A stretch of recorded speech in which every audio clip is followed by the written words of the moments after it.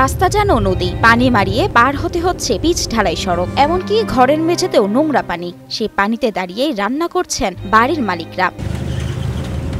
ঘর থেকে বের হয়ে নামাজ পড়তে যাওয়ারও সুযোগ হচ্ছে না মুসল্লিদের। আর আমাদের ৩-৪টা ঘর একবারেই নষ্ট হয়ে গেছে। আমরা পানির উপরে দাঁড়ায় রান্না করি। যারা ৫ ওয়াক্ত নামাজ পড়ে তারা আসতে পারে না এই রাস্তা দিয়ে। ২টা স্কুল আছে পিছনে, স্কুলে বাচ্চা কাচ্চা তারা মনে করেন যে এই পানি পারে তাদের পায়েতে বিভিন্ন রকম পায়ে সমস্যা সৃষ্টি হইতেছে। এই এলাকায় রয়েছে ৩টি স্কুল ও একটি মাদ্রাসা, যেখানে প্রায় সহস্রাধিক ছাত্রছাত্রী প্রতিনিয়ত ময়লা পানি মারিয়ে স্কুলে যাতায়াত করে। এতে অনেক শিশু আক্রান্ত হচ্ছে ডায়রিয়া, জ্বর, ঠান্ডা, কাশি, চর্মরোগ সহ বিভিন্ন রোগে। রাস্তাটা এতটা নোংরা রাস্তা, নোংরা পানি, নোংরা জল, বাচ্চারা স্কুলে যেতে চায় না এবং পায়ে ঘাও হয়ে যায় এই জলের কারণে। আমাদের বাসার বাচ্চারা এত অসুস্থ, মানে বলার বাইরে। এই পানি থেকে ঠান্ডা, জ্বর, কাশি, শরীরে ইনফেকশন হয়ে গেছে, ঘাও হয়ে। ধামরাই পৌরসভায় বেহাল রাস্তা ও পানিবন্দী হয়ে চরম দুর্ভোগে রয়েছে প্রায় ৩ শতাধিক পরিবার। প্রায় ৩ বছর ধরে পৌরসভার ৯ নং ওয়ার্ডের ছোট চন্দ্রাইল এলাকায় পানি নিষ্কাশনের ব্যবস্থা না থাকায় রাস্তায় জলাবদ্ধতা, দুর্গন্ধ এবং বিভিন্ন ধরনের রোগ এলাকাবাসীর নিত্যদিনের সঙ্গী।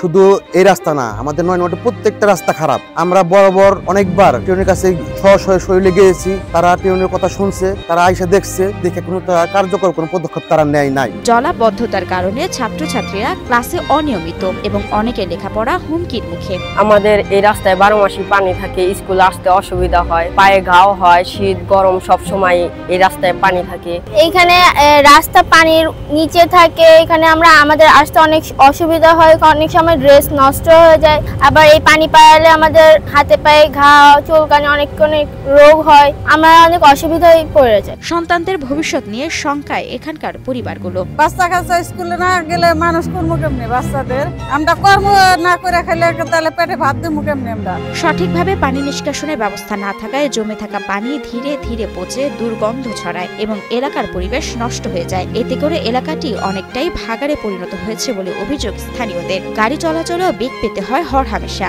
এই সমস্যা থেকে প্রতিকার চান এলাকাবাসী। আমরা এই রাস্তাটাতে সপ্তাহে 3 দিন যাতায়াত করি। এই রাস্তাটা খুব ভাঙাচোরা, অনেক মানুষের দিক দিয়ে অসুবিধা হয় এই রাস্তাটা যাতায়াত করলে। রাস্তাটা যদি ভালো হয় তাহলে জনগণের জন্য খুবই উপকার হয়। মানুষের এই যে যাতায়াত অনেক কষ্ট আরো বেশি আমাদের চেয়ে, এটা যেন দ্রুত কাজটা করা হয়।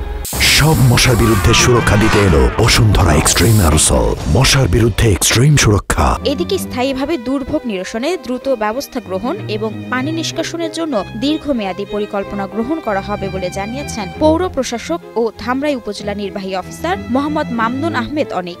মানুষ অবর্ণনীয় দুর্ভোগের শিকার হচ্ছে। আমরা খুবই অল্প সময়ের মধ্যে মিনিস্ট্রির কাছে এটি বরাদ্দের জন্য লিখবো। আশা করি আমরা প্রযুক্তি থেকে এটি দ্রুত একটি সমাধান ব্যবস্থা করতে পারবো।